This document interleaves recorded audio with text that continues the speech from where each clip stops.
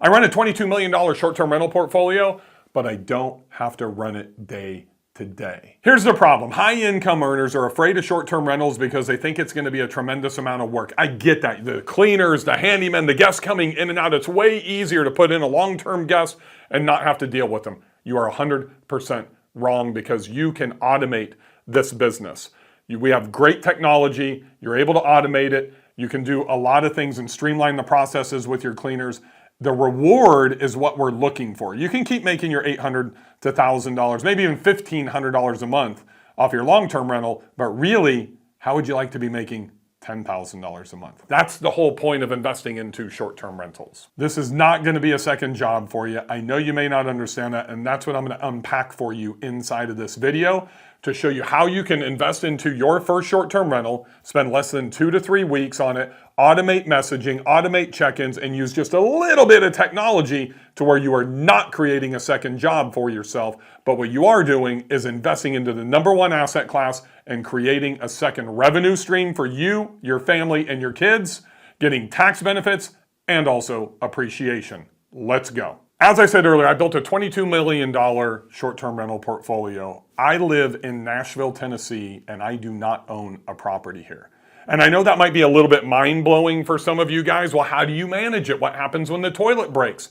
It's because you're focusing on the small things. This is just like any other business, right? So I'm shooting this video and I've got a guy, my main man Chris, standing behind the camera doing everything. I can't run behind the camera and do it, just like I can't fix a toilet, whether it's at my next door neighbor's house, if I was owning that as a short-term rental, or if it's in Gulf Shores, Alabama. So I have built a portfolio along with my wife in Montana, in Gulf Shores, Alabama, a lake property in Alabama. That's my closest one. It's 2.5 hours away. Banner Elk, North Carolina, the Outer Banks, North Carolina, which I got to fly to Virginia, then drive 2.5 hours down to get there. I cannot be there to clean. I cannot be there to fix that leaky toilet. I can't be there to switch out a ceiling fan. That's where we have teams and we have processes in place to be able to take care of that. It's not that challenging to set that up, to be honest with you. Those resources are at our fingertips, but that's what most of you are focusing on because you see the nightmares of parties and stuff like that. Look, let me set your mind at ease. If you have Ring doorbell cameras and you have minute noise monitoring and you have policies in place, I think I've only had 2 parties and they both have been super small, like on New Year's Eve at my properties. In 10 years, it's just a matter of setting everything up for you to be successful, and it is not that challenging. Look, I own 7 businesses right now. If it was as time consuming as you think that it is, I would not be able to do it myself, and I'm doing it in 5 different states right now. Why most people burn out on STRs, and there's a lot of people that don't do what I just shared with you. They are managing their cleaners on a daily basis. They are managing this. It's what I call the micromanagers, right? And we all do this when we first start, but you got to get over this. You don't need to watch your Ring cameras every second of every day. When you get a door lock notification from your Schlage & Co. door lock, you don't need to immediately go and pull up your phone and, oh my God, oh my gosh, there's 8 guests versus 7 guests. People freak out about that. And if you're a micromanager in your day job, you're probably going to end up being a micromanager here, but I want to relieve you. You don't need to worry about that stuff, right? You can literally take about 3 pieces of technology to implement and be able to streamline all of these processes. There's a thing called a PMS, which is a property management system. That's going to take your bookings. You can take direct bookings online. You can automate your pricing to where you can maximize your revenue by using a thing called price labs, right? There's a lot of things that we can do. We can automate messaging. I give away my templates. I send an average of like 12 to 13 messages to every guest ahead of time. And this is a really critical part, right? It's not just about check-in instructions. It's making sure they know how to easily use everything in the house. It's eliminating questions that they're going to ask us. Hey, where's the best place to rent a boat, or, to go fishing or go skiing? Where do I get my gear? I take care of all of that one time up front, so that way I'm answering all their questions so they don't bog me down with questions every single day. That's how I'm able to not only own a $22 million portfolio, but I also manage other people's properties as well. And I spend less than 5 hours, 6 hours a week, every single week. So let's talk about portfolio structure and breakdown. Really, for some of you, it's just going to be the first property. It's not even a portfolio, right? But what you want to do is you want to invest outside of where you live. That's the first mental kind of hurdle I need you to get over. Everybody thinks, hey, it's going to be easier if I'm close and I can drive to the property. Well, then you're just going to create a fucking job for yourself, which you don't want, right? And number two, you're not opening up the entire country as your oyster. There's something really simple that you can do. Go to strinsights.com and literally you can search by national parks, by beaches, by lakes, anywhere that you're interested in the country, and you can see what the gross ROI is going to be for specific bedroom counts inside of those markets. Makes it really easy. So when you find that market, it could be Hocking Hill, can be Asheville, can be Scottsdale, Arizona, Malibu, 30A, wherever you want to go, then you use this to see what type of revenue those properties are going to generate by bedroom count. Then you can go into Zillow and start looking at properties in that market inside of your buy box. That's number two. I want you to build a buy box. How much cash do you have to deploy? What's your timing? Do you know what your debt to income ratio is? So that way you know what you can afford. And then you look and you say, okay, well, I've got $150,000. I can afford a $500,000 property. My DTI right now is at 12%. You know, my income's $15,000 a month and I've only got $3,000 in debt, right? So then you could go and afford that $500,000 property. But if you make $15,000 a month and you have $3,000 in monthly debt and you're looking at buying $1 million property, that could be a different story. So if you look down in the notes, I'm going to give you access to my DTI Calculator and also 20-minute training with Brenna Carls from the Mortgage Shop so you can know exactly what your buying power is before you go make that first or next purchase. Portfolio structure breakdown, right? You can invest anywhere you want in the country, and the ease of use and the time commitment for you is going to be based on two things. Your boots on the ground, that's going to be selecting a rock solid cleaning crew, that's number one. Having a reliable handyman, that's number two.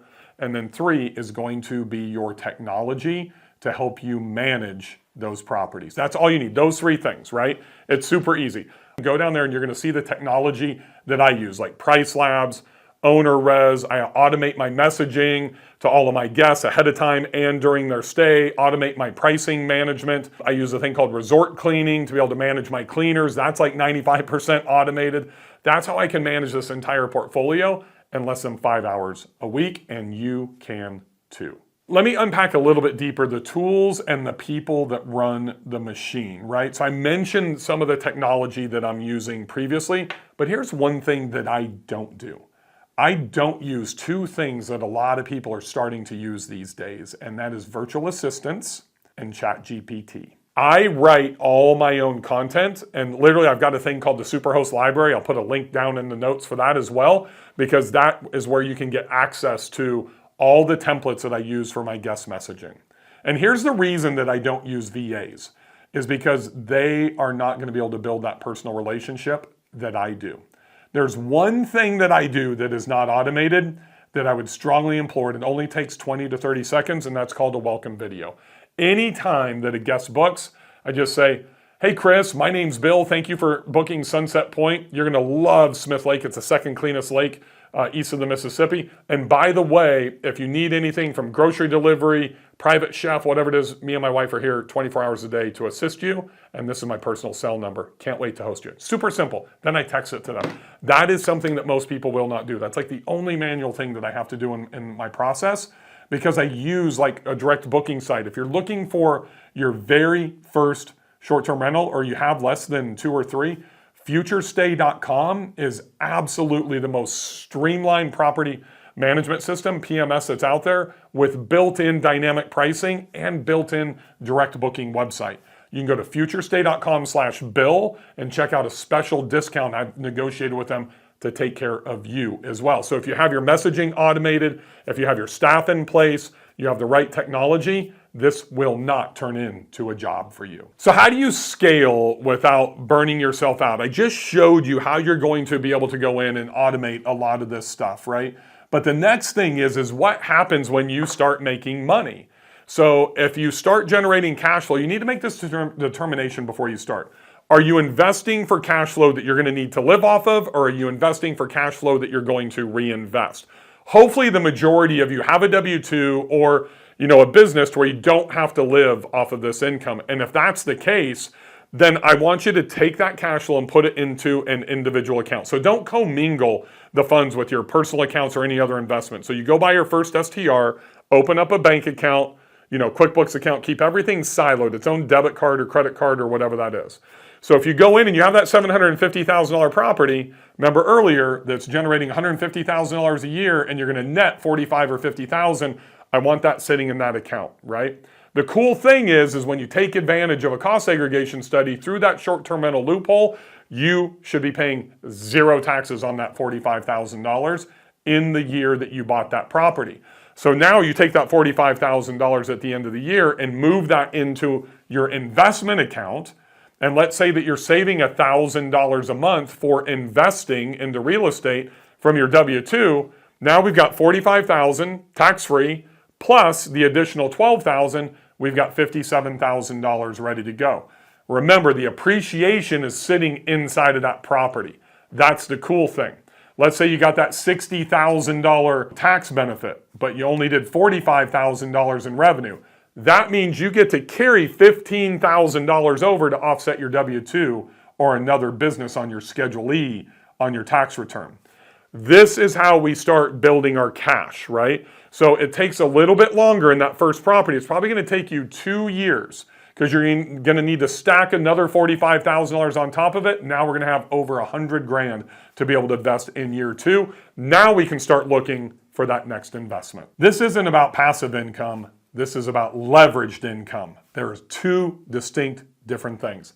That's why in the next video, because most of you are thinking about long-term rentals versus short-term rentals, I'm going to show you exactly why you need to be considering short-term rentals over long-term right there.